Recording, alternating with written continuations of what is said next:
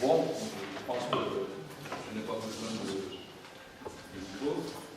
Est-ce que tout le monde m'entend un peu? Eh bien, on m'a dit que je suis le discutant. C'est-à-dire celui qui devrait poser des questions, susciter des questions, commenter le contenu de ce numéro, ou à tout le moins ce que nous avons entendu durant ces brillants exposés que je salue au passage. Malheureusement, je serai un mauvais discutant pour la bonne raison que la faculté qui est partie. Je suis là, mais des fois je suis toujours appelé, c'est pour cela pour ne pas déranger. Non, c'est pour vous dire que je n'ai jamais été contacté ni averti que je jouerais un rôle aujourd'hui jusqu'à présent. L'institution à laquelle j'appartiens, il ne m'a pas averti. Si je suis là, c'est grâce à l'amicale sollicitation du professeur Palomino Zona, à qui je ne peux rien refuser compte tenu de votre très longue amitié. Et je suis là, au pied levé. Et je remercie l'équipe d'Afrique contemporaine qui a pris la peine de me faire parvenir ces épreuves. Il est exactement 48 heures, c'est-à-dire lundi à 15 heures. Compte tenu de l'agenda plus que surchargé à une période cruciale de la universitaire, très honnêtement, je n'ai pas eu le temps de lire. J'ai pris le temps de parcourir et je ne suis donc pas en mesure d'émettre un quelconque commentaire sérieux, un avis qui tienne la route sur ce numéro qu'on vient de nous présenter et qui est d'une extrême densité intellectuelle. Les trois exposés, il y en a eu trois, je pense, ou quatre, qui nous ont été faits, constituent chacun un monument qu'il faudrait non seulement écouter, mais lire, et après lecture, il faudrait y réfléchir, et après les réflexions, on pourrait en débattre fructueusement. Ce n'est pas le cas en ce qui me concerne. Je suis presque au même point que vous, qui n'avez pas eu les épreuves. Et ça veut dire que je vais voter totalement en touche, et donc, revenir à ma place, non. Non. Je saisis le privilège qui m'est accordé, le privilège qui consiste à poser le premier des questions, à se poser des questions, en un mot, à lancer ou à ouvrir le débat. Alors, puisque, évidemment, les débats que ces écrits, ces articles ouvrent ne se termineront pas aujourd'hui ni demain, et on a dit que ce serait, vous souhaitez que ce soit un numéro de référence. Il l'est déjà, et je pense que chacun d'entre nous est convaincu en ayant écouté les différents exposés. Je ne vais donc pas utiliser les 20 minutes qui ont été prévues pour moi, mais juste la moitié, et même moins de la moitié de ce temps, pour deux raisons. La première, c'est que je ne suis pas prêt. La deuxième, c'est que nous avons tous entendu les brillants exposés, donc nous sommes tous à même de saisir la barre de rond, si j'ose parler ainsi, et d'intervenir et participer aux échanges qui sont prévus pour 1 heure, mais ils dureront donc 1h10, puisque je donne généreusement à la salle les 10 minutes parmi les règles qui ont été attribuées. Que peut-on dire quand on est citoyen malgache qui se pique d'être un intellectuel ou un universitaire engagé, comme je le suis, devant ce monumental numéro spécial de la revue Afrique contemporaine. Beaucoup de choses sans doute, énormément de choses sans doute, si le temps le permet, mais impossible de faire une quelconque synthèse, impossible. Impossible de critiquer, de donner un avis sur tel ou tel point, bien qu'en vous écoutant, il y a certains détails qui... Je ne suis pas sur le monument, c'est certains détails qui me feraient d'être décidé d'étudier sérieusement. Aussi, vais-je me contenter de concentrer mon intervention sur 2 ou 3 axes, parce que je vous ai dit que je suis au même point que vous, j'ai entendu les 3 4 exposés, mais j'ai un petit avantage, j'ai pu feuilleter, comme je vous dis, les épreuves, et donc j'ai une petite idée sur les autres articles qui n'ont pas été présentés.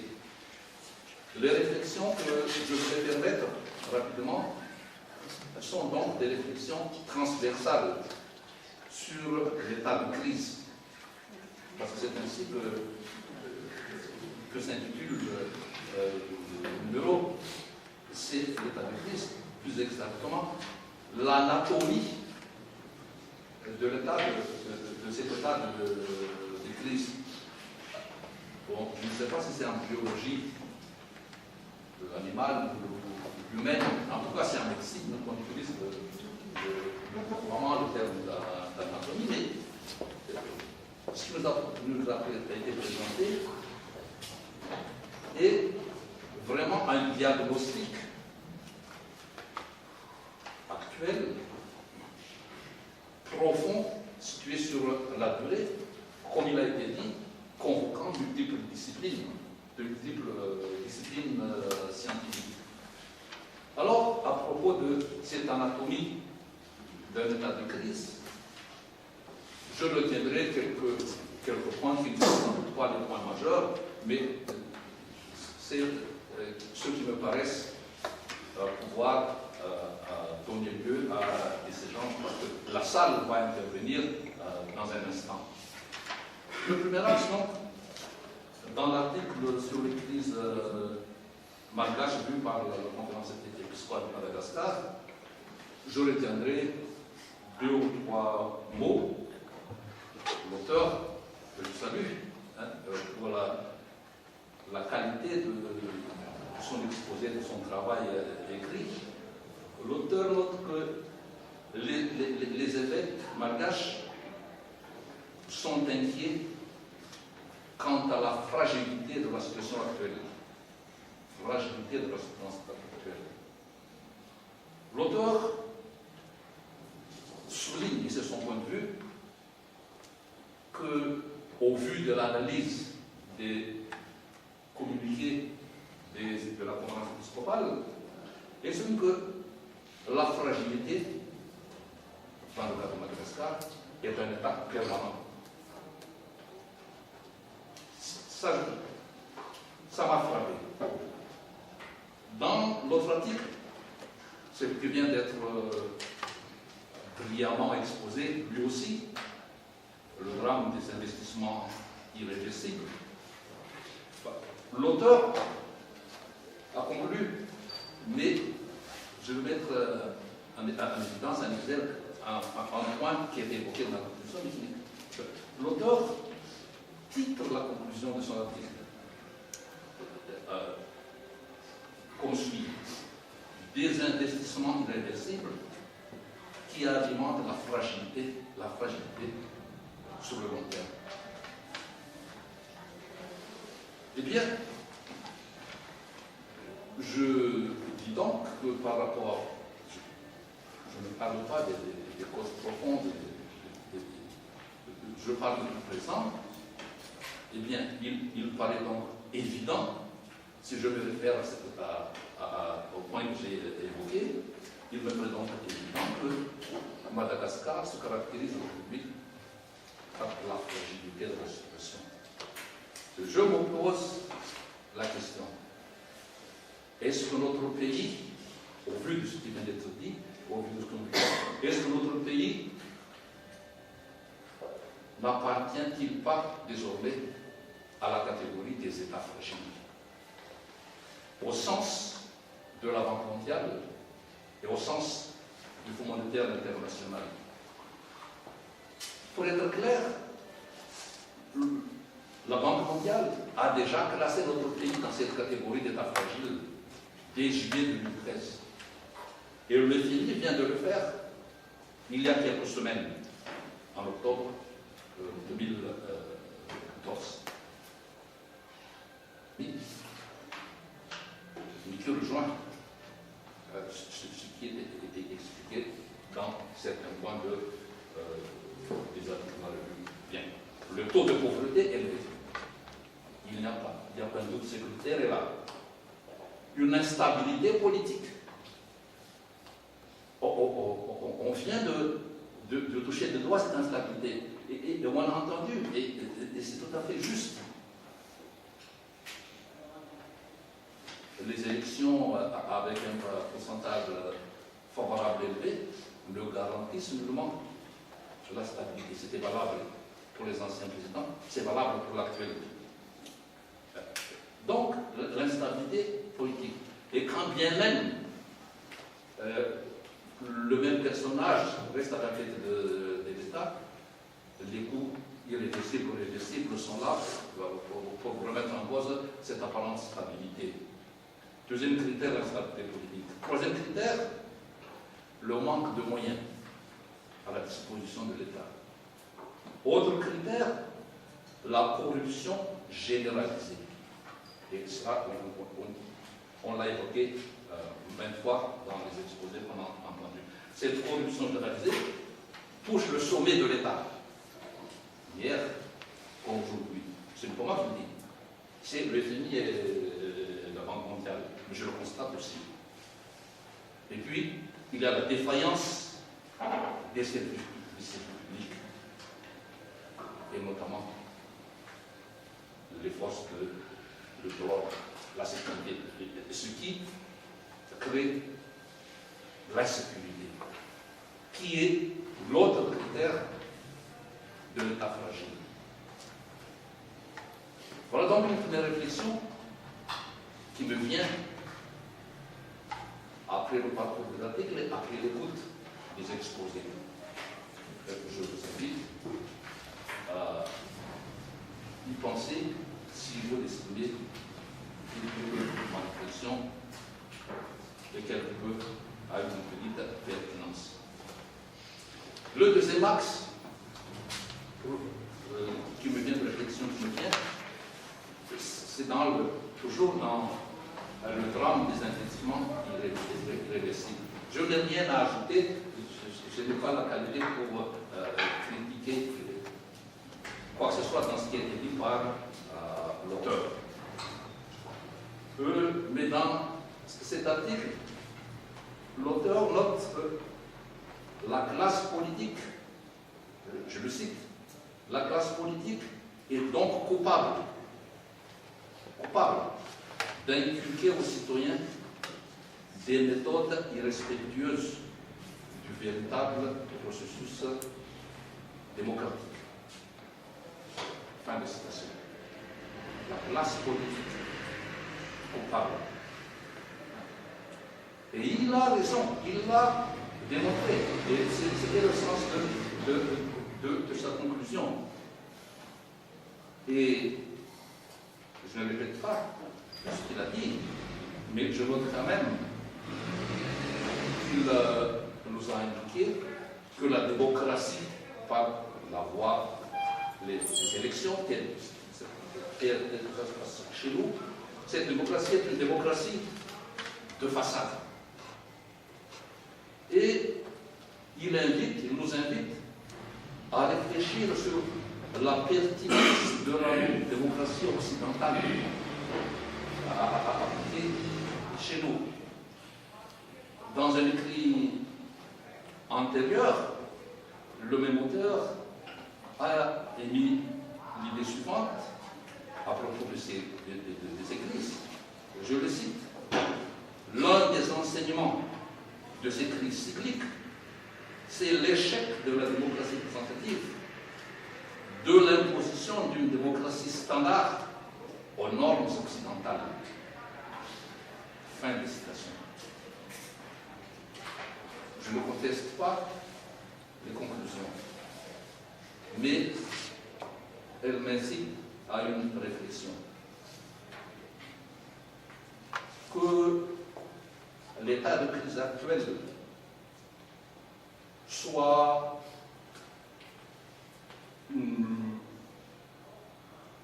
permanent ou pas, il faut en sortir. Il faut en sortir. Et comment en sortir? Voilà ma réflexion. Comment en sortir? Je me pose la question,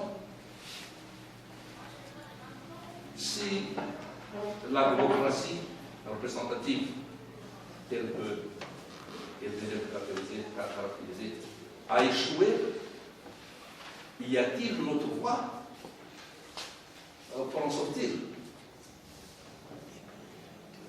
Je suis incliné à dire que c'est la seule voie. C'est la seule voie. Certes, au vu de ce qui vient de se passer, les dernières élections de 2013 ont été qualifiées par la communauté internationale de libres, démocratiques et transparentes. Je pense que vous ne condamnerez pas, ça veut dire qu'on peut en douter. Ne serait-ce sur un point. J'ai appris, incidemment, que lors des dernières campagnes présidentielles françaises qui ont pu s'opposer, Nicolas Sarkozy et François Hollande, chacun des deux candidats a dépensé pour la campagne électorale à peu près 21 millions d'euros. Le candidat élu au Madagascar, pour sa campagne électorale, aurait dépensé à lui tout seul 42 millions d'euros. Vous voyez que... Vous voyez, les élections étaient démocratiques. Bon. Mais, même si ce n'est pas démocratique, même si ce n'est pas conforme aux normes, que peut-on faire d'autre?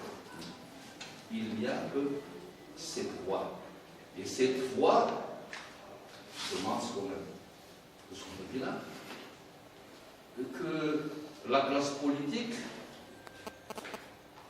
source en grande partie de ce qui se passe chez nous, soit radicalement transformée, se transforme radicalement. Quand on voit la vénalité de responsabilité, quand on voit la palinodie, aujourd'hui, je suis contre Zoran Mapian,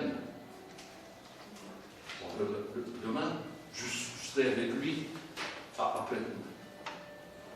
Et je ne veux nommer personne, mais si vous suivez mon regard, dans la mouvance allemande, dans le MAPA, dans les autres groupes à l'Assemblée nationale, le nomadisme politique, fonction des mallettes de billets, ce nomadisme, c'est le spectacle que nous voyons chaque fois qu'il y a une session parlementaire. Je pose la question de la sortie parce que j'ai feuilleté aussi l'article de Jean-Philippe Caxi. Et dans la présentation globale de la revue, il a été mentionné que cet auteur est particulièrement pessimiste pour sortir de la situation. Je ne peux pas expliquer l'article, mais je retiens dans ce qu'il dit. Je vais peut-être essayer de le lire. L'article, c'est celui intitulé Madagascar, où l'éternel retour de la crise. Ce que je retiens dans ce qu'il dit, c'est que, bon, au fond, c'est ce que votre jeune auteur explique aussi, au fond, c'est que la démocratie à l'occidental, jusqu'à présent, serait inapplicable à Madagascar. Parce qu'il y a un antagonisme, dit-il, entre la culture traditionnelle et la modernité que représente cet État-nation. Le choc entre ces cultures, explique-t-il, a conduit à la perversion de la culture malgache et également à la perversion de la démocratie. Double perversion. Et il conclut de manière mitigée en disant, voilà, oui, la voie pour sortir de cet antagonisme entre les cultures est à inventer. Mais seulement à Madagascar, mais elle est inventée à Madagascar. Et c'est là qu'il dit, bon voilà, oui c'est à inventer, mais cette invention est problématique et le laisse dubitatif quant à elle. Je conclus, pour ce qui me concerne, en réitérant mes remerciements de citoyens, même si le présentateur disait tout à l'heure qu'on est loin des élucubrations des politiques, des fantasmes des uns et des autres, des instruments, de l'instrumentalisation. Bon, c'est le citoyen qui vous parle. Ce numéro spécial n'est pas seulement à écouter, il est à lire, il est à méditer, parce qu'il alimente et il nourrit de débats fondamentaux, cruciaux pour 2014 dans ce pays. Je me refuse au pessimisme, pour ma part, de Jean-Philippe Garcia. Si vous me dites, posez la question, je suis d'accord avec lui qu'il faut inventer. Mais je pense que les Malgaches sont capables d'invention des esprits malgaches. Et quand on dit les esprits malgaches, qui sont-ils? À mon avis, d'abord, la société civile. Et on a vu le rôle des églises. Et bien évidemment, les politiques, mais là, je partage votre avis, ce sera toujours du mais à l'expérience, les élections ont été frauduleuses, elles n'ont pas donné le résultat escompté. Les élections de 2013 ne nous ont pas sortis de la crise. L'interlocuteur parlait tout à l'heure, se demandait si on était encore dans la crise, si on allait sortir. Pour le dire affirmatif, on y est encore. On y est encore dans cette crise. Mais ce n'est pas parce que depuis 50 ans, les élections n'ont rien apporté pour l'instauration de nos revenus. Apporter si peu de choses qu'il faut être découragé. J'ai en tête ce qui se passe aux États-Unis avec le problème des minorités noires. C'est il y a 50 ans que ce problème aurait dû être réglé dans ce pays démocratique. Mais vous voyez, les séquelles sont par rapport aujourd'hui avec ces grands jurys qui, dit-on, donnent des verdicts colorés. Donc, il n'y a pas à être découragé. Votre travail, vos travaux, vos articles sont des encouragements pour les citoyens. Je vous remercie.